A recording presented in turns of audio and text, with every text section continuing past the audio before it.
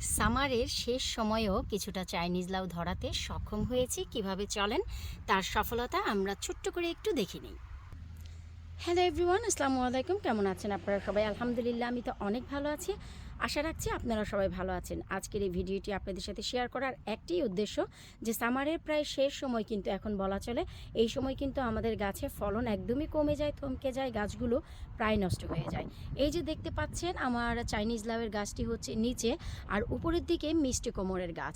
তো ডগা পাতা কিন্তু একদমই নেই। এই পুরো মাচা থেকে প্রায় আধা বস্তা পাতা হচ্ছে আমি গত পরশুদিন আমার আপা এসেছিল ম্যানচেস্টার থেকে, আপাকে দিয়ে দিয়েছি। কারণ অনেক পরিমাণে কুমড়া খেয়েছি, শাক পাতা খেয়েছি। এখন হচ্ছে শেষের সময়, যদি যা হয় আমি মনে করি এটা হচ্ছে বোনাস। তো ঠিক তেমনি নিচের দিকের যে চাইনিজ পাতাগুলো, এই পাতাগুলোও কিন্তু আমি এই যে দেখেন, যদি একটু লক্ষ্য করেন সম্পূর্ণ গাছটি কিন্তু ফাঁকা আছে। পাতাগুলো আমি দিয়ে দিয়েছি কারণ যারা বেশি পছন্দ করে, বিশেষ করে যারা সিলেটি লোক আছে, তারা কিন্তু এই চাইনিজ পাতাটি অনেক পছন্দ করে শাক পাতা খেতে, বা তারা একটি খাবার খায় শুটকি শিরা, সেটাতে ব্যবহার করে। আমি কখনো খাই না, কারণ আমার এত বেশি শাক পাতা, আপনারা সবাই জানেন যে কয়টা রেখে কয়টা খাবো। তাই চাইনিজ পাতা আমি 2 দিন খেয়েছি মিক্স শাকে, তারপর আর খাইনি। তো যাই হোক, এখন কথা হচ্ছে যে সর্বশেষ সময়ে আমি গাছে বেশ কিছুটা চাইনিজ লাউ ধরাতে সক্ষম হয়েছি। সেটা কিভাবে চলেন আমরা সেটাই একবার দেখে নিচ্ছি। যখন দেখলাম যে অনেক বেশি ঠান্ডা বাতাসে এবং বৃষ্টিতে আমার চাইনিজ লাউ গাছটি একদম থমকে গেছে, বাড়ছে না, পাতাগুলো হলুদ হয়ে মরে যাচ্ছে, তখন আমি এখানে কিছুটা অ্যাক্টিভ ইস্ট ব্যবহার করলাম। অ্যাক্টিভ ইস্ট কিন্তু আমি অ্যাক্টিভেট করে নিয়েছি সুগার দিয়ে, সুগার ব্যবহার করে, জি হ্যাঁ, চিনি ব্যবহার করে। তো যখন দেখলাম যে গাছটি থমকে আছে, তখন আমি অ্যাক্টিভ ইস্ট ব্যবহার করে গাছটিকে সম্পূর্ণই আবার স্ট্রেস ফ্রি করে দিলাম। কারণ অতিরিক্ত ঠান্ডা বৃষ্টিতে এরা স্ট্রেসে চলে যায়। স্ট্রেস ফ্রি করে দেওয়ার পরপরই আমি ঠিক তার 2 দিন পর এখানে ব্যবহার করি অ্যাপসম সল্ট। শুকুর আলহামদুলিল্লাহ, তারপরের ফলনটি আমি আপনাদের সাথে শেয়ার করব। আশা রাখছি আপনাদেরও অনেক ভালো লাগবে। তারপরই এই যে দেখেন গাছে আমার চাইনিজ লাউগুলো দেখেন, এই যে এখানে পাশাপাশি 2টি এসেছে, এই হচ্ছে 2টি। তারপরে এই যে দেখেন, এই যে এখানে এসেছে একটি, হয়তো বা আপনারা ক্লিয়ার, আমি চেষ্টা করব দেখাতে। তারপর এই যে দেখেন এখানেও এসেছে, এই যে দেখেন এখানে একটি হয়েছে, ওই যে একটি হয়েছে, এই যে একটি হয়েছে। এগুলো কিন্তু সব আপনার বেঁচে যাবে আলহামদুলিল্লাহ। মৌমাছি পরাগায়ন করে দিয়েছে। পরাগায়ন হয়ে গেলে লাউগুলো দেখলেই বোঝা যায়। তারপরে এই যে যেখানে আমার সিমের মাচা, আলহামদুলিল্লাহ, এই যে একদম ঝাঁকে ঝাঁকে যেখানে সিম দেখতে পাচ্ছেন আপনারা, এই যে দেখেন সেই সিমের মাচার পেছন দিয়ে দেখেন একটি চাইনিজ লাউয়ের ডগা গিয়েছে, এবং সেই ডগাতে ওই যে দেখেন একটি চাইনিজ লাউ এসেছে। এই যে শুকর আলহামদুলিল্লাহ, আমি তো বলবো ভাই আল্লাহর অশেষ মেহেরবানি যে শেষের সময়ে আমি আমার চাইনিজ লাউ গাছেও ফুল এবং ফল ফুটাতে পেরেছি। কারণ গাছটি একদমই স্ট্রেসে চলে গিয়েছিল, কি করব, অনেক বেশি হলুদ হয়ে একদম থমকে গিয়েছিল।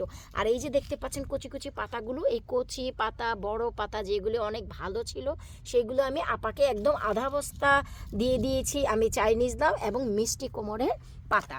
শুধু তাই না, আমার আপাকে কিন্তু আমি অনেক কিছু দিয়ে দিয়েছি, অবশ্যই আপনাদের সাথে শেয়ার করব।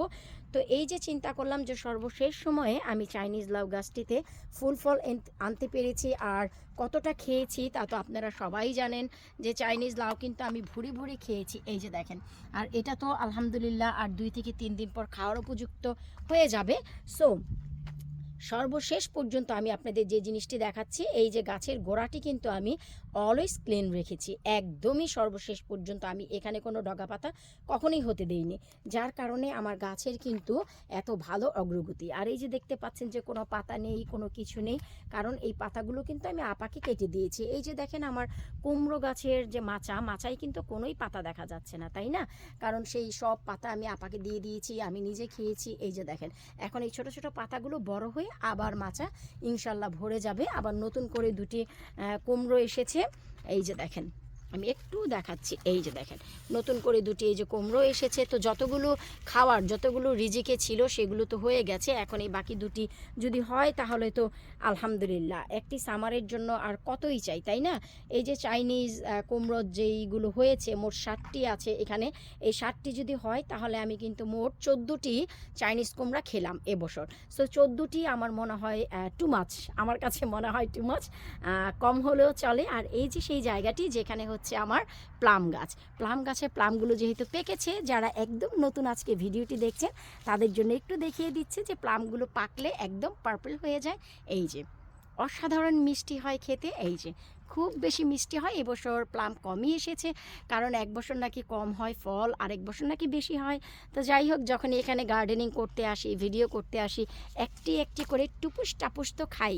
আবার যখন লোকজন এখান দিয়ে হেঁটে হেঁটে যায় তাদেরকেও চেষ্টা করি আমি একটি দুটি করে তাদের হাতে দিতে, বিশেষ করে বয়স্ক যারা। সো এই যে দেখতে পাচ্ছেন ওই যে ভেতরের দিকে যে চাইনিজ লাউটি, এই যে এটি আমি এখন কেটে নিব। এখনও খাওয়ার উপযুক্ত হয়নি, কিন্তু একটি আন্টিকে দেবো। আমাদের তৃষা ভাবির মা নেক্সট উইক বাংলাদেশে চলে যাচ্ছে, সো তাকে এখনও চাইনিজ লাউ ট্রাই করানো হয়নি। তো চিন্তা করলাম যে এই ছোট অবস্থায় যদি দিয়ে দিই সে খেতে পারবে, সমস্যা নেই। কারণ এগুলো কিন্তু অনেক বড় বড় হয়, যারা এই দেশে ফলন করেন সবাই জানেন। সো আমার গাছে যেহেতু 60টি চাইনিজ লাউ আছে, তার ভিতরে এটি হচ্ছে মোটামুটি বড়। সো এটি আমি কেটে নিয়ে নিব। এটি আইদার ভাজি খেতে পারবে অথবা চিংড়ি মাছ দিয়ে খেতে পারবে। সো আমি আমার গাছটিকে যেভাবে বাঁচিয়ে তুলেছি, যেভাবে ফলন এনেছি, ভাবলাম আপনাদের সাথেও শেয়ার করে দিই। আপনাদের গাছ যদি এরকম ঠান্ডায় বা বৃষ্টিতে স্টপ হয়ে থাকে, আপনারা অ্যাক্টিভ করে দিতে পারেন। অ্যাক্টিভ ইস্ট দিয়ে অবশ্যই সুগার ব্যবহার করবেন, এতে করে গাছটি যখন অ্যাক্টিভ হয়ে যাবে অবশ্যই মনে করে ঠিক তার 3 দিন পর আপনারা অ্যাপসাম সল্ট ব্যবহার করে দিবেন। ইনশাল্লাহ আপনাদের গাছেও একদম জমে যাওয়া গাছ যাকে বলে, থমকে যাওয়া গাছেও সুন্দর এরকম ফুল ফল চলে আসবে। আশা রাখছি এই ভিডিওটি আপনাদের নতুনদের জন্য অনেক উপকারে আসবে। তো বিদায় নিচ্ছি আজকের মতো, পরবর্তী ভিডিও দেখার আমন্ত্রণ জানিয়ে আল্লাহ হাফিজ।